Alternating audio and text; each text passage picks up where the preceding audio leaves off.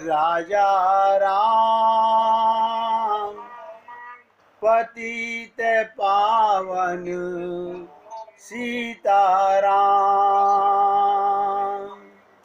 सीताराम सीताराम भज प्यारे मन सीताराम सीताराम सीताराम भज प्यारे मन सीताराम रघुपति राघव राजा राम पतित पावन सीताराम रघुपति राघव राजा राम पतित पावन सीताराम सीताराम सीताराम भज प्यारे मन सीताराम सीताराम सीताराम भज प्यारे मन सीताराम बोलिए सियापति रामचंद्र भगवान की जय राघवेंद्र सरकार की जय जय श्री राधे जय जय श्री राधे। सभी भक्तों से निवेदन, सत्संग के प्रत्येक शब्द को बहुत एकाग्रचित होकर हृदयंगम करने का प्रयत्न करें और सभी भक्तों को आज देव दीपावली की हार्दिक शुभकामनाएं। क्योंकि कल पूर्णिमा के दिन चंद्र ग्रहण है, इसलिए आज देव दीपावली का बहुत पवित्र त्योहार मनाया जाता है। थोड़ी सी इसकी चर्चा आपको बता दें। वैसे आप लोगों को शायद पता भी हो कि कार्तिक मास की पूर्णिमा के दिन हमारे सनातन धर्म में विशेष महत्व है। इस दिन देवता, ध्यान से सुनिएगा, इस दिन देवता स्वर्ग लोक से उतर के दीप दान करने पृथ्वी पर आते हैं। जो दीपदान हम कर रहे हैं, देवता आते हैं इस दिन, इसलिए इस दिन को देव दीपावली के नाम से भी जाना जाता है। ये पर्व दीपावली के 15 दिन बाद कार्तिक पूर्णिमा के दिन मनाया जाता है।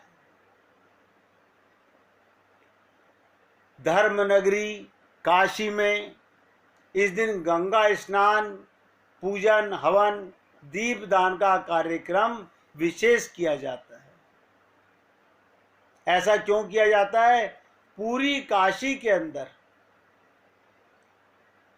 इस दिन गंगा स्नान, पूजन, क्या कारण है? पूरी काशी को रोशनी से सजाया जाता है और घाटों को दीप जलाकर जगमगाया जाता है। इस सुंदर नज़ारे को देखने के लिए बड़ी संख्या में लोग काशी में आते हैं।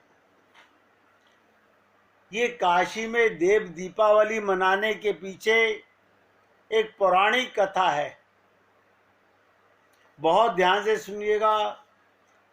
कथा के अनुसार भगवान शंकर और माता पार्वती के पुत्र कार्तिकेय ने तारकासुर का वध करके, राक्षस तारकासुर का वध करके देवताओं को स्वर्ग वापस लौटाया था। और तारकासुर के वध के बाद उसके 3 पुत्रों ने देवताओं से बदला लेने का प्रण किया।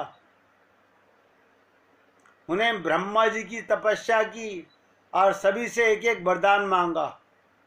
वरदान में उन्होंने क्या मांगा? ये तीनों नगर अभिजीत नक्षत्र में एक साथ आ जाएं, तब असंभव रथ असंभव वाण से बिना क्रोध किए कोई व्यक्ति ही उनका वध कर पाए। इस वरदान को पाकर त्रिपुरासुर राक्षस अमर समझकर आतंक मचाने लगा। ब्रह्मा जी से वरदान पाकर त्रिपुरासुर राक्षस अपने को अमर मानने लगा। उन्होंने स्वर्ग से देवताओं को वापस निकाल दिया। जब परेशान देवता भगवान शंकर की शरण में गए तो भगवान शंकर में काशी में पहुंचकर सूर्य और चंद्रमा का रथ बनाकर अभिजीत नक्षत्र में उनका वध किया। इस प्रकार देवता लोग स्वर्ग से काशी में ये देव दीपावली मनाने आते हैं। इस देव दीपावली की एक मान्यता और भी है, वो भी ध्यान से सुनिएगा।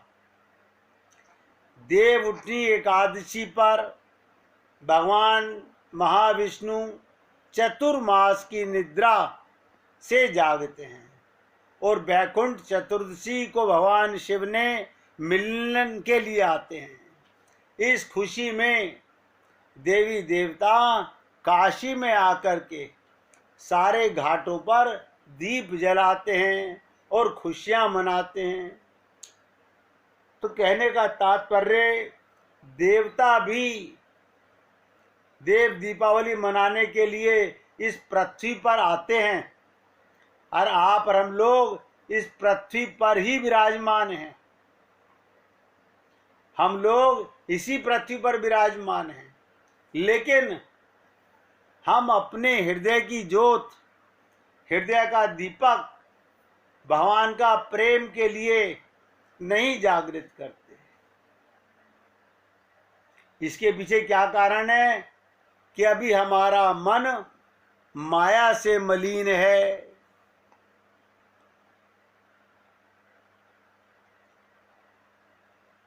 पांच मिनट एकाग्रचित होकर सुनिएगा। फिर मैं आपके सामने रामचरितमानस के जो 3 मानस रोगों की चर्चा कर रहा था। काम की चर्चा बहुत लंबी हो चुकी है। 3 दिन से लोभ की चर्चा कर रहा हूं, उस पर आगे चर्चा करेंगे। ये जो हमारी बुद्धि होती है, यही हमें गुरु और भगवान के शरणागत नहीं होने देती।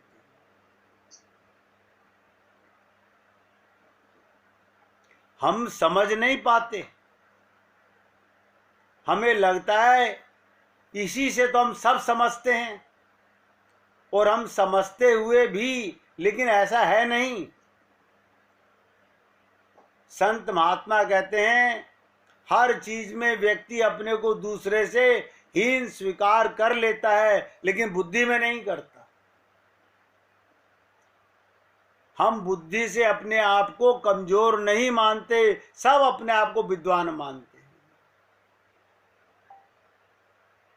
हमारी बुद्धि के चातुर्य से, चालाकी से हमें जो सही लगता है बस वो अटल हो जाता है।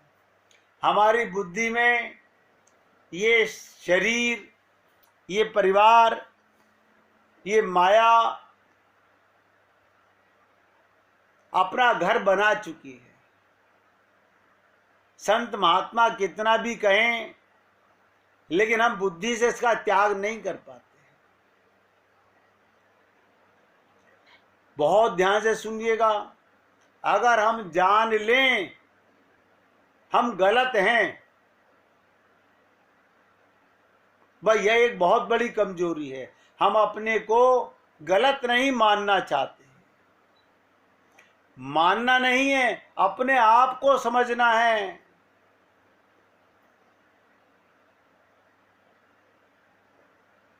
हम गलत हैं जिसे आप रोजाना में महसूस करते हैं। किसी ने हमारी गलती पकड़ ली तब भी हम एक असफल प्रयास करते हैं, होशियारी जताते हैं, अपनी गलती नहीं मानते। और ये बात हमारे जीवन में रोजमर्रा में होती है। अक्सर लोगों में देखा जाता है अपनी बुद्धि के चातुर्य को साबित करने के लिए क्या क्या नहीं कर जाते। दूसरों के गुणों में भी दोष निकालते हैं।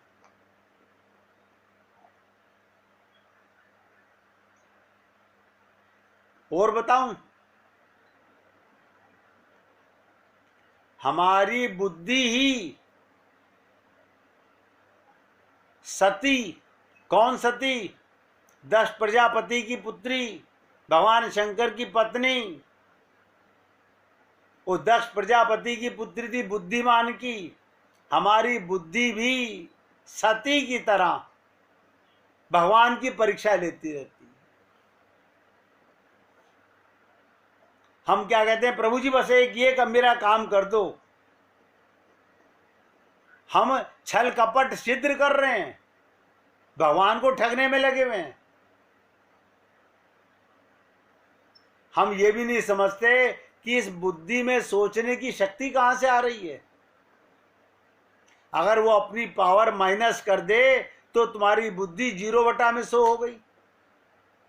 हम भगवान को भी ठगना चाहते हैं। जैसे सती ने भगवान शंकर से झूठ बोला, भगवान राम की परीक्षा ली, इसी प्रकार जितने बुद्धिमान लोग हैं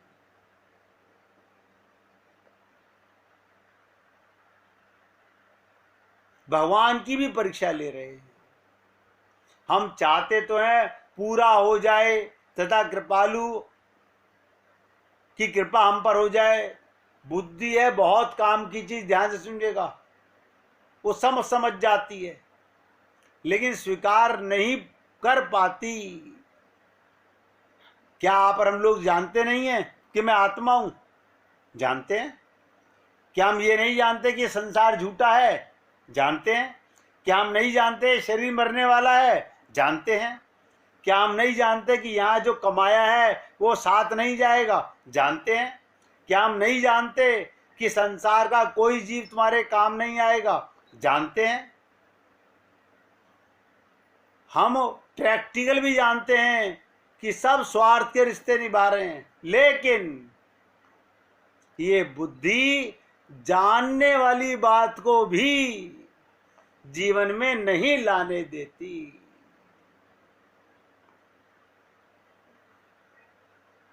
इसका कारण क्या है? ये मन बुद्धि माया की संतान है। माया कौन है? भगवान की शक्ति है और हम उसके अंडर में हैं। सबको ये एहसास होता है प्रैक्टिकल कि मैं आत्मा हूं, लेकिन बुद्धि भुला देती है। बुद्धि को लगता है दुनिया में कुछ ऐसा नहीं जो अपने बल पर नहीं कर सकती। ध्यान से सुनिएगा। पर एक दिन जब भगवान की विशेष कृपा होती है और ये हमारी बुद्धि चारों खाने चित्त हो जाती है। अब करें तो क्या करें? 100 में से 99.99% लोग फेल होकर के जाते हैं। कोई बिरला होगा जो कसम खा बैठता है कि मेरे तो गिरधर गोपाल दूसरो ना कोई।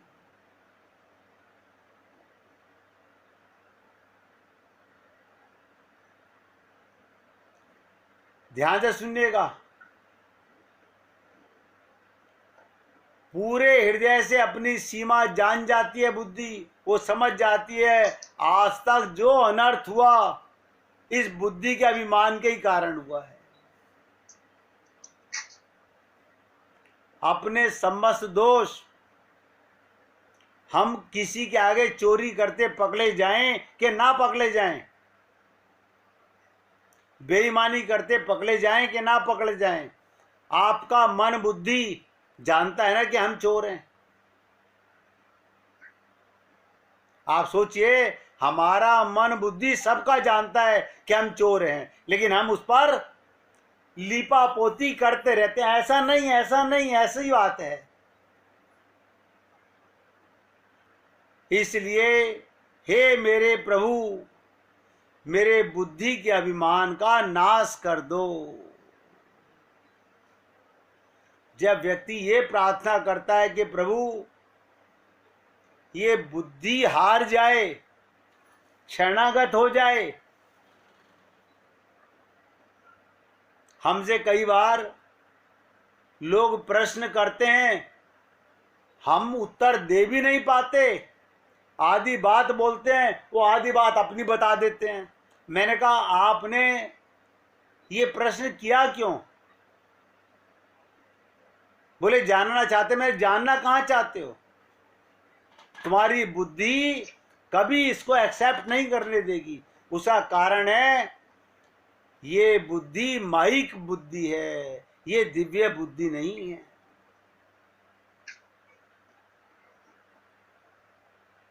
इसलिए अपनी सीमित बुद्धि से हम दिव्य परमात्मा को नहीं समझ सकते।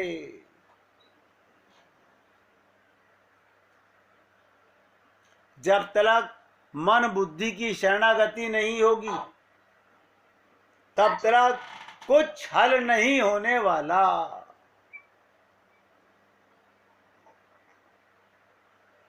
देखिए, हम आपसे बार बार कहते हैं कि लक्ष्मण जी वैरागी हैं। वैराग्य को सब सुनते हैं, सब जानते हैं, करते क्यों नहीं? भगवान को पाना चाहते हो, अगर मन संसार में राग है, संसार में रहना पाप नहीं है, संसार में राग पाप है। मन एक है, या तो यहां राग करेगा या भगवान में राग करेगा। जो भगवान में राग करेगा उसका संसार से वैराग्य हुए बिना नहीं रहेगा। ये पहली कंडीशन है। इसके लिए बहुत छोटा सा एग्जाम्पल सब समझते हैं। आगे बढ़ना हो तो पीछे से कदम उठाना पड़ता है। अगर पीछे से मन हटाओगे नहीं तो भगवान में लगाओगे कहां से? लेकिन हम इतने बुद्धिमान हैं, हम भगवान की तरह तरह की स्तुतियां याद करके भगवान को ठगने में लगे हुए हैं।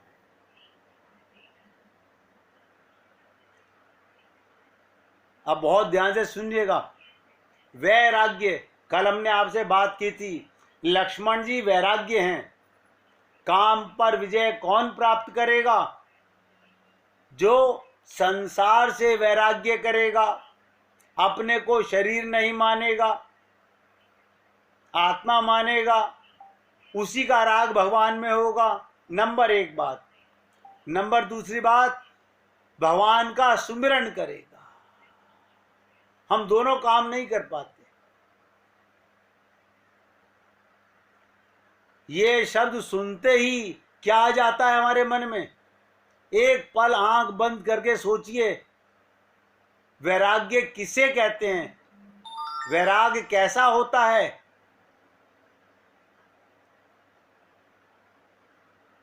अब देखें मानस की ओर, तो जिनको वैराग्य स्वरूप ही बता दिया गया वो कौन है? मैं ये चर्चा क्यों बता रहा हूं आपको कि कल ही लक्ष्मण जी की बात बता के चुका हूं, हमने सुन लिया बस। अब आपसे कोई पूछे कि लक्ष्मण जी कौन है, हम छूटते ही कहेंगे दशरथ जी के बेटे हैं। मतलब लक्ष्मण जी अपने को दशरथ का पुत्र नहीं मानते। आप सोचिएगा, लक्ष्मण जी अपने को दशरथ का पुत्र नहीं मानते। वो राम से कहते हैं मोरे मात पितु तुम स्वामी, और हम लोग इतना सत्संग सुनने के बाद भी। तो मानस की और तो जिनको वैराग्य स्वरूप ही बता दिया, वो कौन? लक्ष्मण जी। लेकिन उनका विवाह तो हुआ था। अब यहां समझ लीजिए, हम लोग कहते हैं हमारा तो विवाह हो गया है, हम तो गृहस्थ में हैं, तो क्या लक्ष्मण जी का विवाह नहीं हुआ था? लक्ष्मण जी की पत्नी नहीं थी? लक्ष्मण जी के बच्चे नहीं हुए क्या?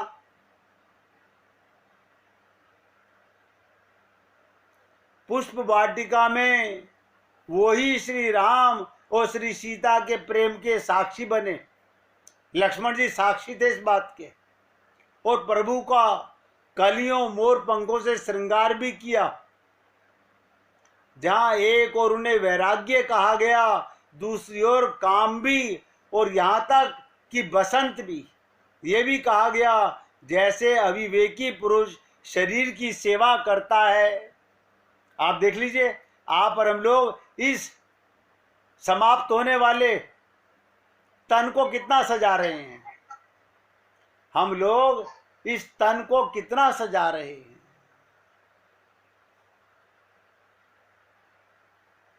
अविवेकी पुरुष, अविवेकी किसे कहते हैं? जिसके पास दिव्य बुद्धि नहीं है, जिसने सत्संग नहीं सुना, जिसका विवेक नहीं जागा। जिसका विवेक जाग गया वो आत्मा हो गया। इसीलिए मैंने कहा अविवेकी पुरुष शरीर की सेवा करता है। वैसे तो प्रभु श्री राम की सेवा करते हैं। ये कैसा वैराग्य है? ये कहीं आपकी और हमारी परिभाषा में नहीं सही बैठ रहा। आज भी यदि कोई इससे मिलता जुलता मिल जाए तो क्या हम उसे सपने में भी वैरागी कह सकते हैं? देखिए, लक्ष्मण जी का विवाह हुआ, पुष्प वाटिका में भी जाते हैं, और वैराग्य क्या? ये एक ही वर्ग के हैं। वैरागी वो होता है जो विवाह ना करे, सिंहासन पर ना बैठे, मोटे नारंगी या पीले वस्त्र पहने, वस्त्र के नाम पर ना के बराबर वस्त्र, रूखा सूखा खाए, पैदल चले, जमीन पर बैठे, किसी से मतलब ना रखे, अपनी कुटिया में रहे, घूमता रहे, बस माला जपता रहे। आप सोचिएगा, ये कैसी अजीब बात है, हजम नहीं होती। अब लक्ष्मण जी हैं क्या? इसलिए हम उन्हें वैराग्य भी मान लें और काम भी मान लें। बहुत गहरा प्रश्न है। दो ही लाइनों में बताने का प्रयत्न करूंगा और ध्यान से सुनिएगा। जिसका मन अपने को देह मानने से इंकार कर दे, आत्मा मानने लगे, वो विवाहित हो अविवाहित हो, ब्रह्मचारी हो या ग्रस्त हो, वो शरीर संसार की सेवा में लगाता है और अपना मन भगवान की सेवा में लगाता है। सुनने में और समझने में बड़ा अंतर है। हम जब कोई चीज पढ़ते हैं तो किससे पढ़ते हैं? अपनी बुद्धि से। आप सोचिए, मैंने पुस्तक पढ़ी, किससे पढ़ी? अरे अपनी बुद्धि से पढ़ी। तो मेरी बुद्धि का तो पैमाना है, मैं वहीं तक तो जाऊंगा।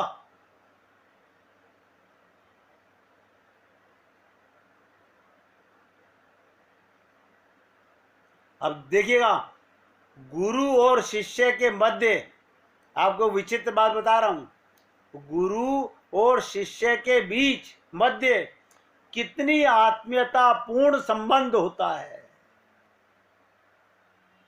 इसकी झांकी बिरले भाग्यवान को ही पता चलती है।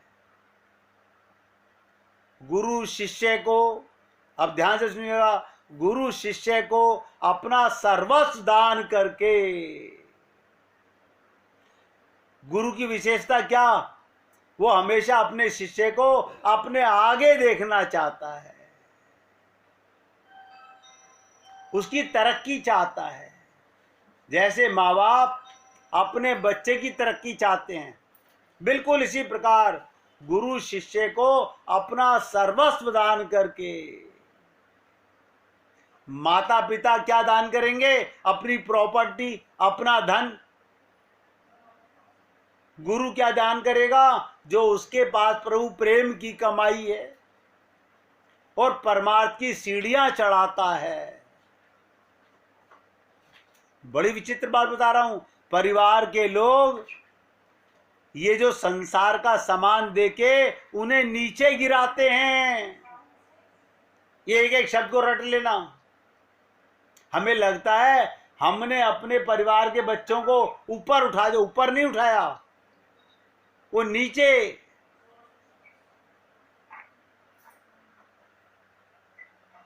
घोर कष्टदायी कर्मों को गुरु स्वयं भोगता है और उसे पूर्ण योग्य बनाकर अपनी संपूर्ण पारमार्थिक निधियां सौंप देता है। ये गुरु प्रथा है जो मैंने अपने गुरु से पाया। मैं अपने अधिकारी शिष्य को वो देना ही चाहूंगा।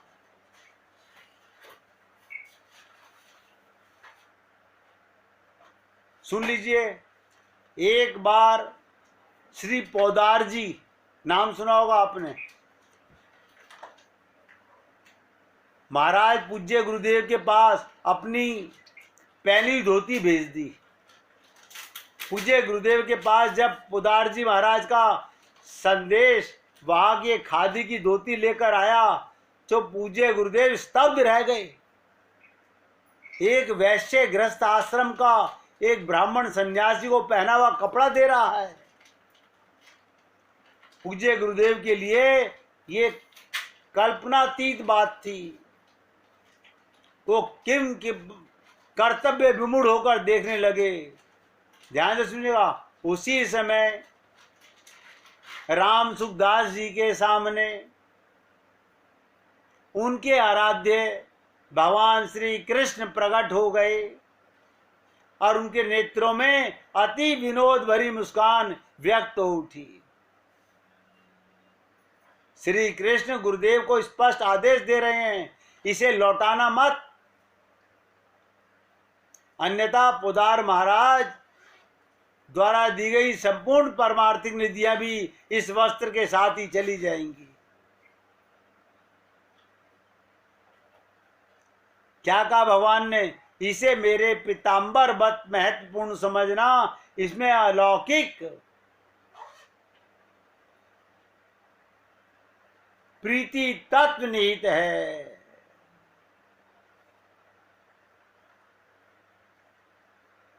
उसी समय राम सुखदास जी ने उसको अपने मस्तक पर लगाया। बड़ा कठिन है आज के संसार में ये सब चीजें समझ पाना।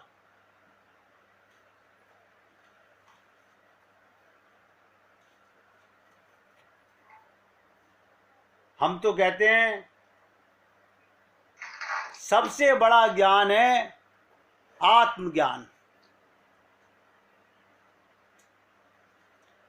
हमने कई बार आप लोगों से निवेदन किया कि संसार में जो लोग नित्य प्रति राम राम जपा करते हैं उन्हें किसी समय मृत्यु के भय आदि नहीं होते। कलयुग में तो एकमात्र राम नाम से ही मुक्ति दे सकती है।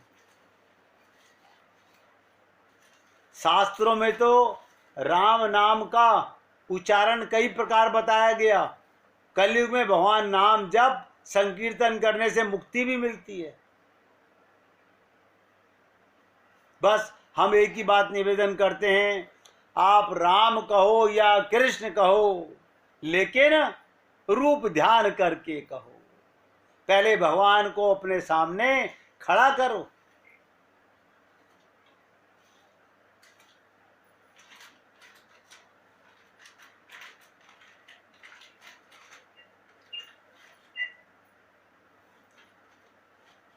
ये जो मैं आपसे रोजाना सीताराम का जाप कराते हैं, ये विजय मंत्र है। क्या? श्री राम जय राम जय जय राम, श्री राम जय राम जय जय राम। राम नाम जप संकीर्तन करते समय शक्ति माता, शांति माता, भक्ति माता, जानकी का नाम भी जपना जरूरी है। राम नाम के साथ शक्ति का जाप करना चाहिए। तो अगर रोजाना राम राम जपते हो तो राम राम राम के नाम के साथ बीच में सीता राम का भी जप कर लिया करो, क्योंकि उसी शक्ति की कृपा से ये हमारे हृदय में राम नाम का प्रेम जागता है।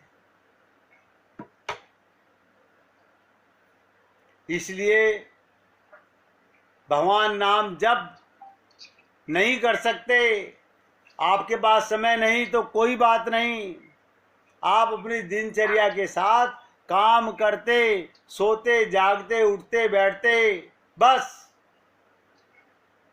मन ही मन भगवान को अपने साथ महसूस कर लिया करो। भगवान को अपने साथ संत तो कहते हैं, रात्रि को सोते समय जो जीव भगवान का नाम स्मरण करता हुआ सोता है, उसका पूरी रात्रि का जाप माना जाता है। क्योंकि अंत मति सो गति। आप जब निंद्रावस्था में गए, ये बात मैंने कई बार आप लोगों से निवेदन की है, जब आप निंद्रावस्था में जाते हो उसका अर्थ जानते हो क्या होता है? रात्रि को ये जीव भगवान की गोदी में चला जाता है। आपको लगता है मैं तो बिस्तर पर सो रहा था, अपनी माँ के पास सो रहा था, अपनी पत्नी के पास सो रहा था, लेकिन पत्नी भी और पति भी दोनों भगवान की गोदी में होते हैं। प्रत्येक जीव जिस समय गहरी सुषुप्ति अवस्था में होता है, भगवान की गोदी में होता है, और भगवान उसे इतना प्रेम करते हैं कि वो संसार भूल जाता है। ये आनंद का लवलेश मात्र स्वाद। मैंने एक दिन आपसे कहा था, भगवान ने आनंद की दुकान खोली हुई है, सबको टेस्ट कराते रहते हैं, लेकिन हम लोग उसे आनंद मानते ही नहीं है। तो देखिए, अगर हमारी समझ में ये बात आ जाए तो भगवत प्राप्ति करना कठिन ना था, ना है, ना कभी होगा, क्योंकि हमें 24 घंटे भगवान ही मिला हुआ है।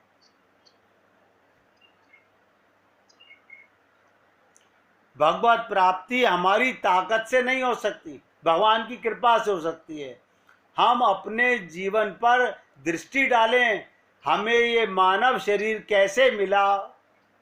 हम डालते तो हम कह देते हैं हम अपने पिताजी से, माताजी से पैदा हुए। ये तो माइक बुद्धि है, ये माइक दृष्टि है। क्या हमने जानकर यहां जन्म लिया था? सोचिएगा। हमें सत्संग कैसे मिला? उसके लिए क्या हमने कोई पुरुषार्थ किया था? क्या हमने कोई बल लगाया था? कुछ रुपए खर्च किए थे? सब भगवान की कृपा से है। हमारा भगवान के पास पूर्व जन्मों का धन जुड़ा हुआ है। हमारे पुण्य थे जिनके कारण भगवान ने कृपा करके हमें मानव चोला दिया, हमें ऐसे परिवार में जन्म दिया जहां पर हमारा मन कुछ कुछ भगवान में लगने लगा। फिर भगवान ही हमें सत्संग में लेकर आए। ये किसी संत की कृपा नहीं, भगवान की कृपा होती है। कहते ना, बिनु हरि कृपा मिलई नहीं संतान। ये संत महात्मा भी भगवान की कृपा से मिलते हैं।